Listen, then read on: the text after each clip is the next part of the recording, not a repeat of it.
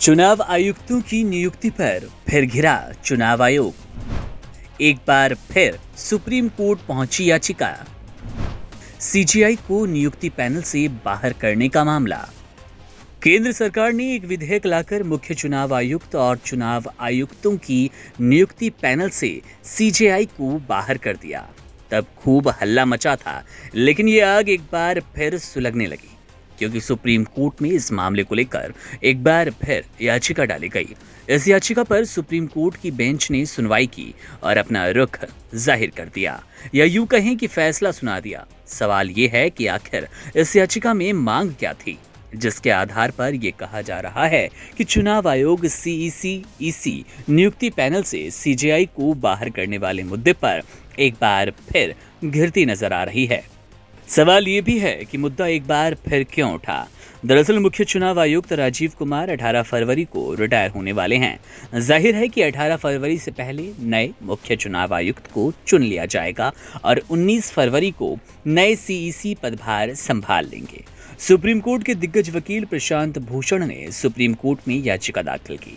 यहाँ बता दें कि ये याचिका मुख्य रूप से जस्टिस सूर्यकांत और जस्टिस एनके सिंह की बेंच ने दाखिल की, जिसमें ये मांग की गई कि सीएससी की चयन प्रक्रिया पर रोक लगाई जाए। अपनी इस मांग के पीछे वकील प्रशांत भूषण ने तर्क दिया कि नया कानून सुप्रीम कोर्ट के ही फैसले का पूरी तरह से उल्लंघन करता है।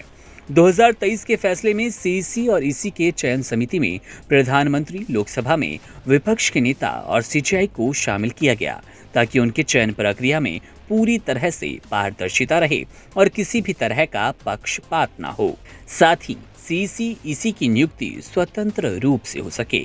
लेकिन नए बिल के हिसाब से अब इस चयन समिति में सीजेआई को बाहर कर केंद्रीय कैबिनेट मंत्री को ही रख दिया गया, जिससे इस चुनावी प्रक्रिया की स्वतंत्रता पूरी तरह से भंग हो गई, जो कि पूरी तरह से पक्षपाती दिखता है और इससे लोकतंत्र को भी खतरा है।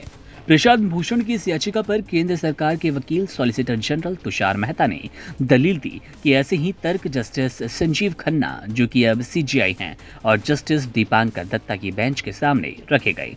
लेकिन उस बेंच ने 2023 के इस कानून के संचालन पर रोक लगाने से इनकार कर दिया। अब सवाल ये है कि सुप्रीम कोर्ट की इस बेंच ने इस मामले में फैसला क्या सुनाया। सुप्रीम कोर्ट की 2 जजों की बेंच ने अपने फैसले में कहा कि 2023 के कानून के संचालन पर अंतरिम रोक लगाने वाली याचिकाओं के गुण दोष पर सुनवाई करने के बजाय इस मामले की सुनवाई करना और इस पर फैसला सुनाना ज्यादा सही रहेगा। इस टिप्पणी के साथ ही सुप्रीम कोर्ट की बेंच ने इसकी अगली सुनवाई की तारीख 12 फरवरी को दे दी। गौरतलब है कि नए कानून के तहत चुनाव आयोग के सीएसी ईसी नियुक्ति पैनल की अध्यक्षता फिलहाल पीएम मोदी के हाथ में है। वहां बाकी के 2 सदस्यों में एक केंद्रीय कानून मंत्री हैं और दूसरे लोकसभा के नेता प्रतिपक्ष। अब देखना यह होगा कि आखिर इस मामले में 12 फरवरी को क्या कुछ होता है। बहरहाल इस खबर में इतना ही। बाकी अपडेट्स के लिए जुड़े रहिए वन इंडिया हिंदी के साथ।